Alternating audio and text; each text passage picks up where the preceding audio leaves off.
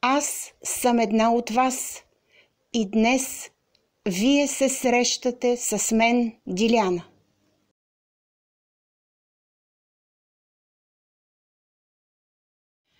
Здравейте, приятели! Аз съм Диляна и днес ние ще поговорим за брак.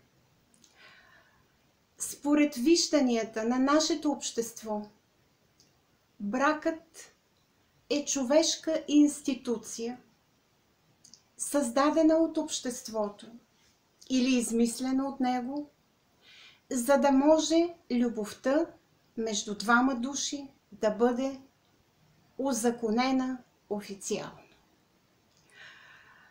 При брака има определени изисквания.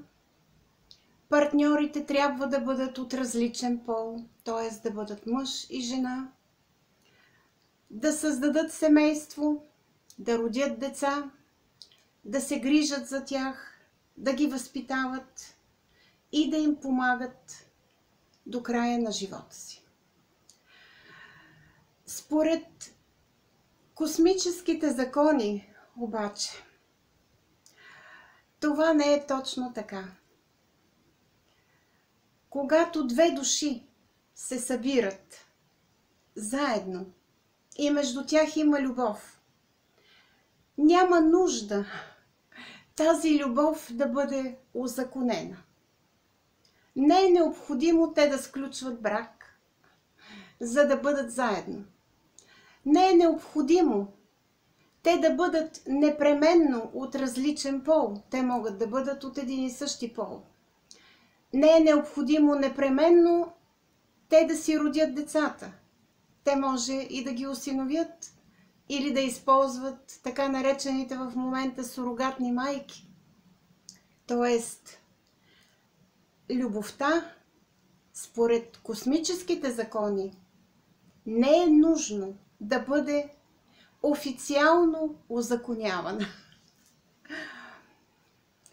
Сега, ние правим този паралел между бракът в човешкото общество и бракът според разбиранията на космическите закони.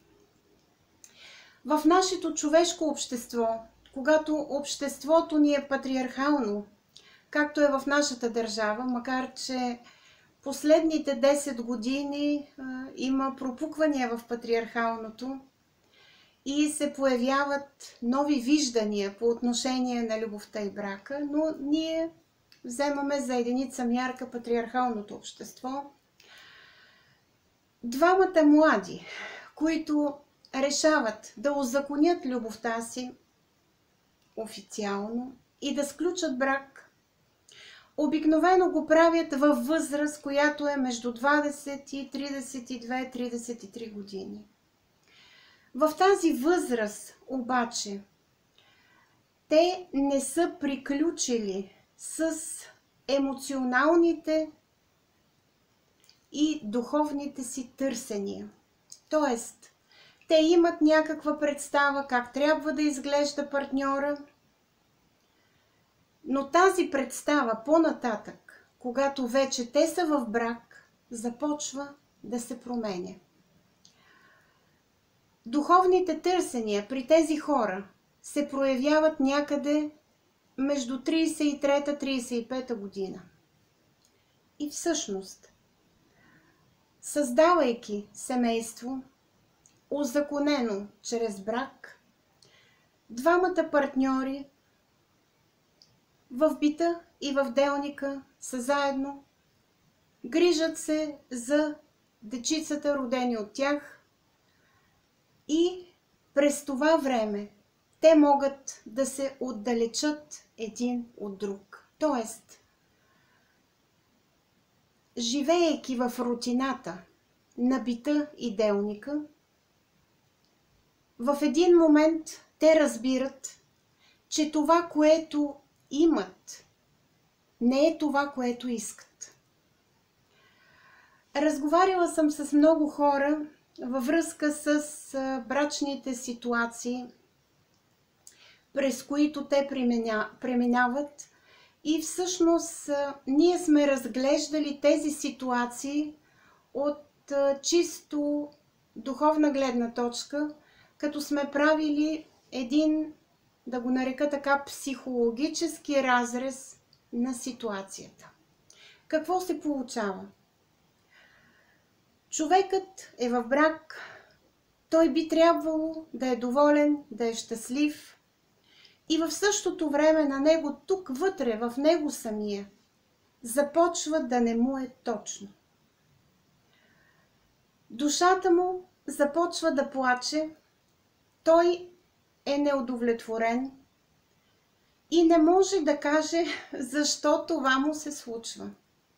Това е началото на кризата при повечето бракове.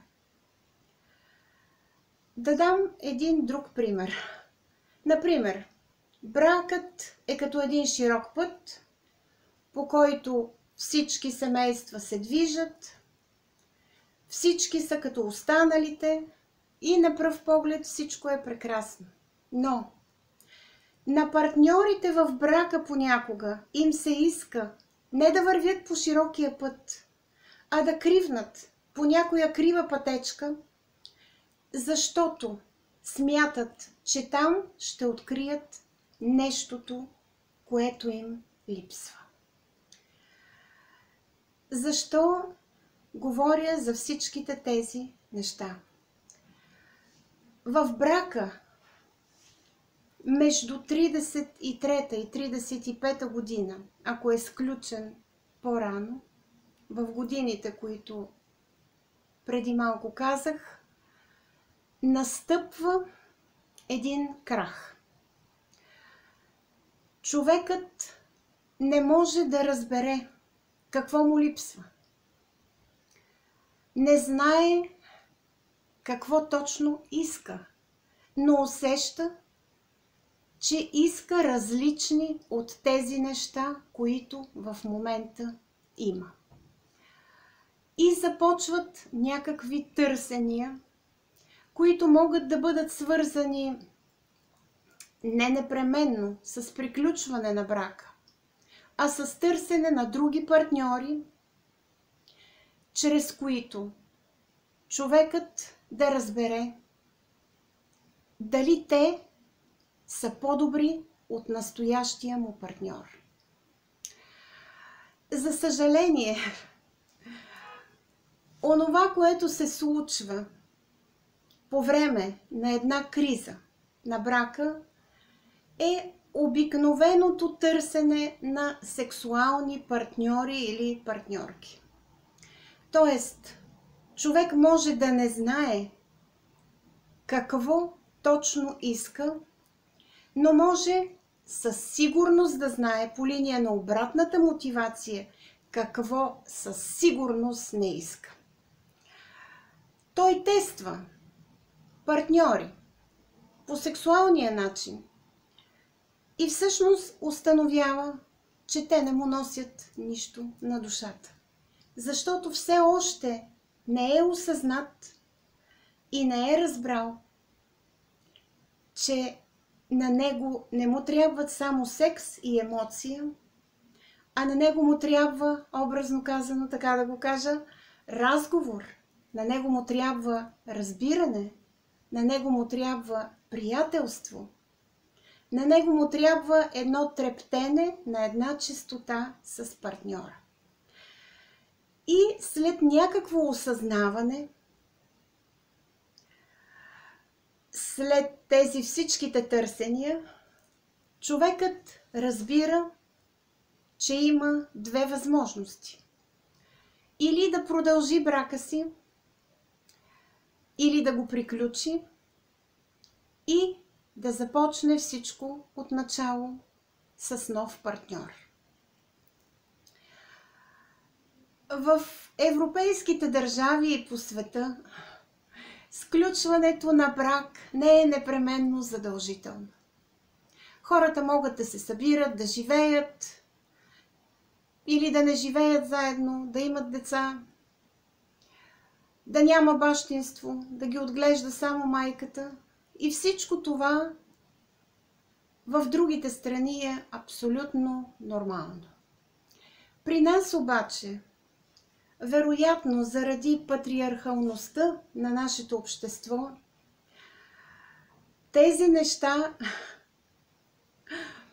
не са в момента допустими, макар че срещаме вече самотни майки, срещаме семейства, които да се състоят от един родител, но все пак обществото в момента не е дорасло, за да приеме различната гледна точка за брак. Мога да дам следния пример за брака също. Например, как влиза човек в брак. Това е все едно отива в магазина и трябва да си избере дреха. Той я търси по това, тя да му харесва, като материя, като цвят, като кройка. Тя да му пасва, т.е.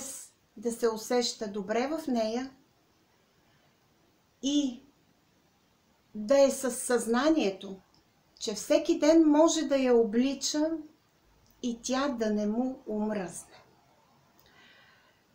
Решава коя дреха да купи, плаща я и се прибира в къщи. Когато я облича обаче, той установява, че има неща в нея, които не му харесват. И се замисля, какво да направи. Не може да я върне обратно в магазина. Трябва да се опита да я поправи. Прави някакви поправки, но пак тази дреха не му харесва. Той може да я подари на други хора, може да я прибере в гардероба и да не я облича повече. Може просто да я изхвърли на боклук. Съзнавам, че примерът ми е малко странен, но искам да го съотнеса към брака. Когато двамата партньори са стигнали до извода, че тяхното съжителство не им носи нищо. Тук не говорим за секса. Сексът е само елемент от партньорството между двама души. Аз използвам един такъв израз, за да може човек да има точно партньорство. То трябва да се състои от секс плюс разговор. Сексът – това е емоционалното и сексуално пасване. Разговорът – това е духовното възприятие, интелектуалното пасване, разбирането на човека, на неговите нужди и потребности и грижата за него. Аз използвам в книгите си един такъв израз. Мастурбация, която е емоционална, интелектуална и духовна. Тоест, двете души или двамата човека трептят на една честота. Между тях преминава енергия, която се улавя от единия и от другия и във връзката си, и в общуването си, независимо по кой начин е то. Те са щастливи и те преминават заедно на една по-висока вибрация. Осъзнаването на духовните търсения, на емоционалните търсения, ако щете на чисто психологическите търсения, какъв да бъде партньорът, с какво той може да ми импонира, какви човешки качества трябва да притежава, за съжаление се проявяват някъде към 35-та година на човек. По тази причина повечето бракове претърпяват крах. Не всички свършват с развод. се отнасям отново примера с дрехата. Човекът може да не изхвърли дрехата или може да не я подари на никого. Той я оставя да стои в гардероба. Тоест, много хора замразяват браковете си. Те стоят с тях в този широк път, но всеки от тях търси други партньори. Тоест, всеки от тях търси други пътечки, по които да се изяви и чрез които да намери точен партньор за себе си, който отговаря на новата му гледна точка.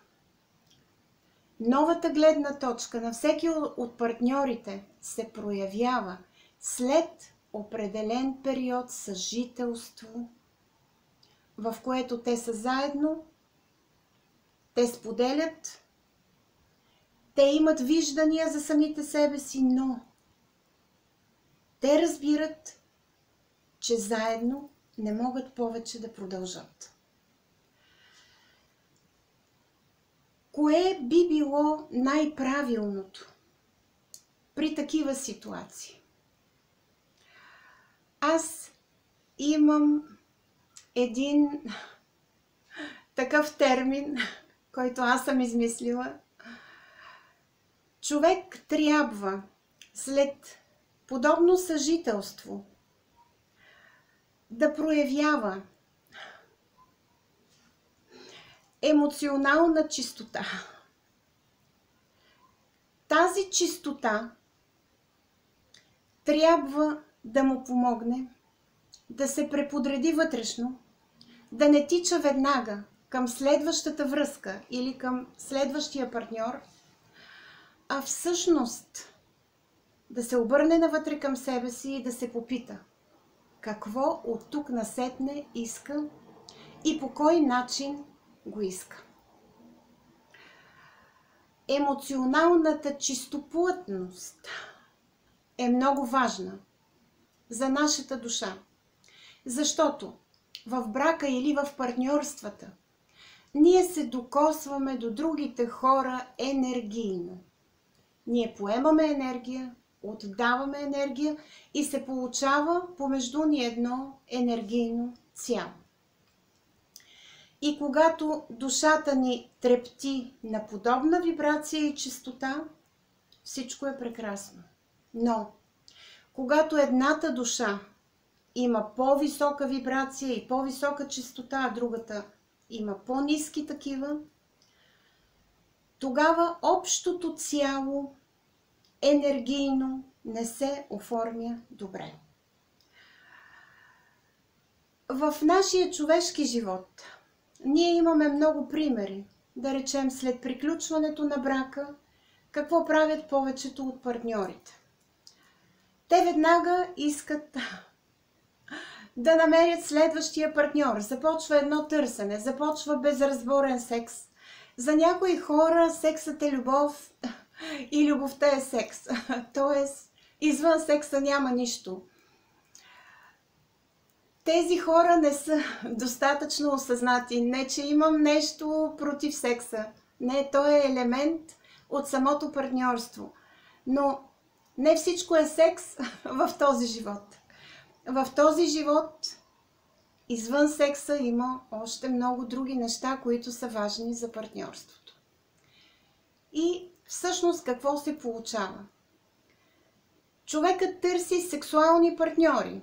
Открива ги, намира ги и всъщност след секса нищо повече не се случва, защото когато свърши този акт на физическа любов и двамата души са заедно, когато няма разговор, т.е. когато няма това споделяне на друго ниво, двамата души гледат в тавана, грубо казано, и нямат какво да си кажат. Т.е. те не могат да споделят душите си чрез този физически акт на любов, за да може самото споделяне да стане на всички нива.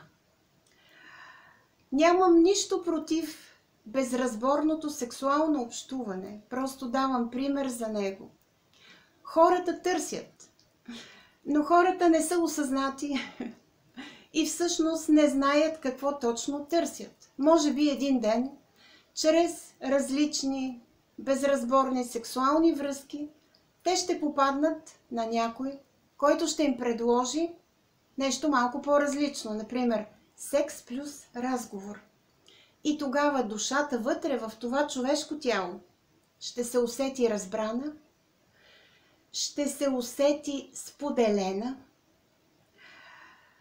и енергийното цяло, което ще се образува въз основа на контакта между тях двамата, ще стане завършено.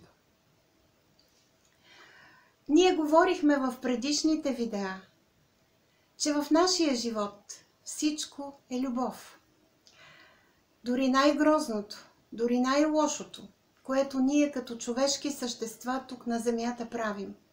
Защото го правим от любов към близките си, от омраза към враговете си, защото омразата е не любов, но всъщност пакостейки на някого. Ние го правим или от любов към самите себе си, или от любов към тези, на които искаме да помогнем. Но да се върнем на брака. Какво би трябвало, след като приключи брака за даден партньор, той да направи? Според космическите закони, трябва да има една емоционална чистоплътност след това, известен период от време.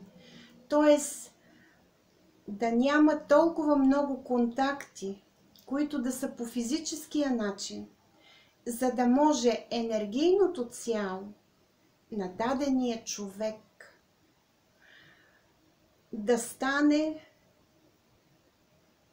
конкретно, за неговото тяло завършено. Защото когато съществува бракът, това са двамата партньори, това са двете души и те образуват едно енергийно цяло. В момента, в който единият партньор тръгне в едната посока, другият в другата посока, стават две половинки на това енергийно цяло. И тази половинка и трябва време, за да може енергийно да се обособи като самостоятелна. Да стане самостоятелна енергийна единица. Какво се получава обаче?